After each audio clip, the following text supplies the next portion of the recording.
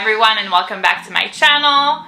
And if this is your first time here, then hi, my name is Lauren, and on my channel we mostly talk about anything luxury, but we also discuss lifestyle and beauty.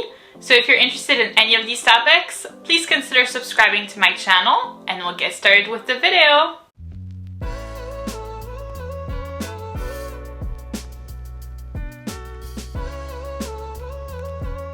So in today's video, I'm going to be presenting you a list of the designer items that I would not recommend. So these are going to be designer items that I consider that are a giant waste of money. We're going to be talking about categories such as jewelry, perfume, and then accessories. So if you're curious to see what my choices are, then please keep on watching. So really quickly before we start this video, I remind you that if you have not checked out Magic Mind yet, all of the relevant information will be in the description box of this video down below for you. Again, these are little productivity shots that are amazing. If you haven't seen my video about them, I will go ahead and leave the link to it in the little information link over here for you to see it. And without further ado, let's get started with our video. So these waste of money designer items are going to be items that I do not have in my collection, or rather that I do not have anymore in my collection. So I will be including pictures either here or here. And the first category of items is going to be Chanel custom jewelry. Really any piece from their custom jewelry collection. Horrible. So I actually used to have a pair of, two pairs actually, of Chanel custom earrings, and the first thing is that I am allergic to metal, so that made it such that my ears would get like inflamed and almost to the point where it was infected. After, you know, a couple of hours of wearing them, they would be red, they would be irritated, it would hurt. I would have to stop wearing any kind of earrings altogether, even if it was white gold or yellow gold or whatever, solid gold, for like a week to recover, for my ears to have time to recover. So first off, I'm allergic, so obviously that wasn't a great pick for me. But even if you are not allergic, I feel like their prices nowadays are absolutely ridiculous. We're taking a look at like $600, $700, $800, $900, sometimes up to $1,000 for like a pair of earrings. I mean, why? It's like not anything, you know, like precious. It's not a precious metal or anything like that. It's not going to be a piece that's going to hold its value at all because it's not a precious metal. So I also feel like the quality is not great. I used to have a pair of the earrings that had the little strassers on them. They would fall off, they would like not hold in place, they would become green. It was like so gross. Honestly, I was like ashamed of it. And even if it's not earrings, even if it's like, you know, like a necklace or like a bracelet, the same thing, the tarnishing will happen. And in general, then those pieces, the prices are gonna be even more than earrings, and you know, it really is not worth the money. In general, I love Chanel. If you've been subscribed to my channel for a long time, you know that I'm obsessed with the brand. It's my favorite brand ever, but I really cannot get on board with this trend. For me, any kind of custom jewelry from Chanel is a big no-no. Next up in our category, we have accessories, and it is going to be any type of large wallet. So obviously several brands feature large wallets. We have LV, we have Prada. Those are very, very common, but I really feel like they're a gigantic waste of money because they're almost twice as expensive as a small either card holder or even a wallet. And quite frankly, it's really not worth it because you are not going to have twice as much use, or you're not going to, you know, enjoy it twice as much as a small wallet or a card holder. I feel like it's actually on the contrary, you're going to use it even less than a card holder or a small wallet because you're not going to be able to fit it as easily as, you know, something smaller in a purse. So unless you have like a really large handbag, like a really large either tote bag or maybe like a travel bag, you're really not going to be able to fit it. And it's just like, you know, bulky and annoying, and even for larger items, like it's not going to hold a passport. You're not going to be able to fit your passport into your wallet without, you know, potentially like forcing on the leather of the wallet or like misshaping the wallet. So I really don't see what you are doing with a large wallet that you could not possibly do with like a smaller one. You're not going to have like as, you know, as much banknotes nowadays, especially, you know, people don't really use cash anymore. You're not gonna have like a million coins. I remember when I was growing up, my mom had one of these large wallets and she had like what seemed to be, I kid you not, 1 billion coins. In that it was just large, it was heavy, it was all around not practical. Next up, we have any perfume that is over $200. So I'm thinking about several brands such as Louis Vuitton, for example, Dior, about Tom Ford, thinking about Maison Coeur d'Ijon. All of those brands have fragrances that are like $300, $400, some even like $500. It is not worth it. Like, I don't get this. Hello people, this is a perfume. It's not like, you know, a wallet, or it's not like a bag, or it's not like a pair of shoes. It's just like a perfume. It's something that you will eventually use and that you will run out of. So what's the point of paying like $300 or $400 for that? Because you could honestly just be using like a normal perfume that's like, you know, around like $150, maybe like $160, $170, $180.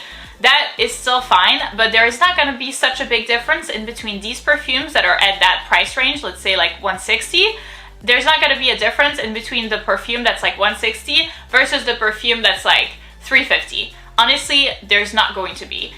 It's just like a matter of taste and a matter of like the scents, but the scents themselves can be replicated. So for example, I'm thinking of brands like Le Labo. It's like a famous brand that tends to replicate these perfumes. So their perfumes are like, I think 30 or 40 or 50 depending on the size that you get. That is extremely reasonable. So if you are craving, you know, like let's say a Tom Ford perfume and you just don't want to drop like the $350 that would be necessary to get this perfume, get that then instead. I think it's really a much better idea.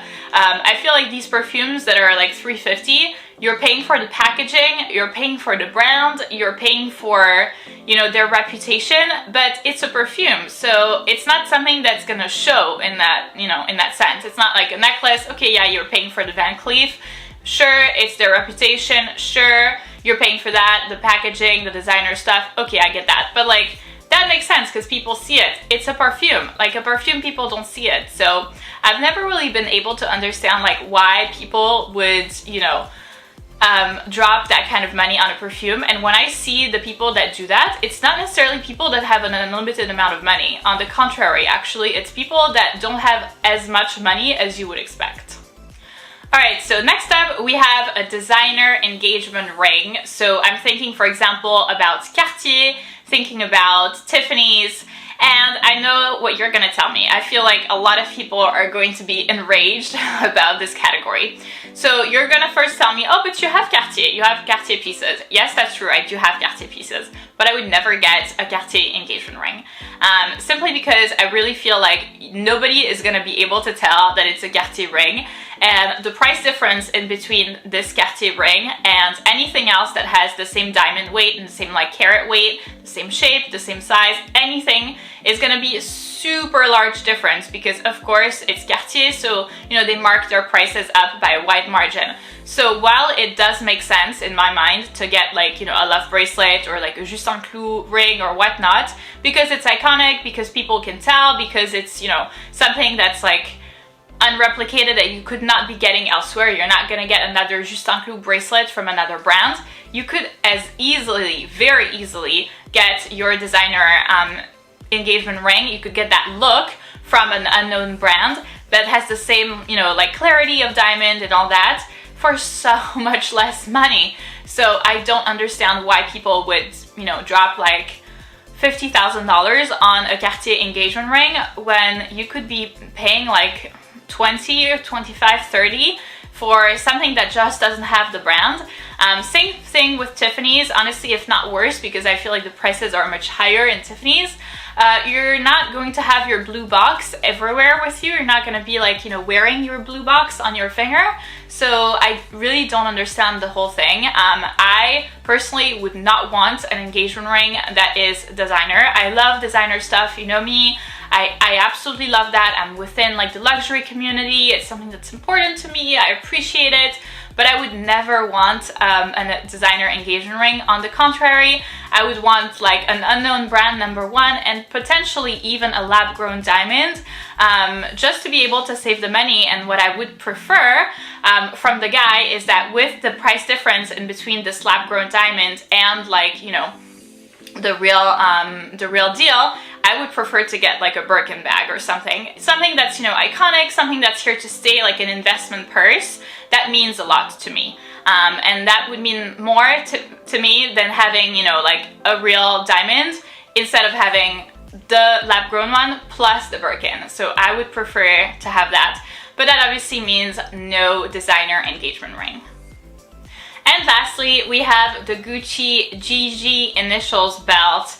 I really feel like it is way too tacky, and nowadays the price has gotten so expensive. We're like around $600 or $700 or even $800 depending on the models.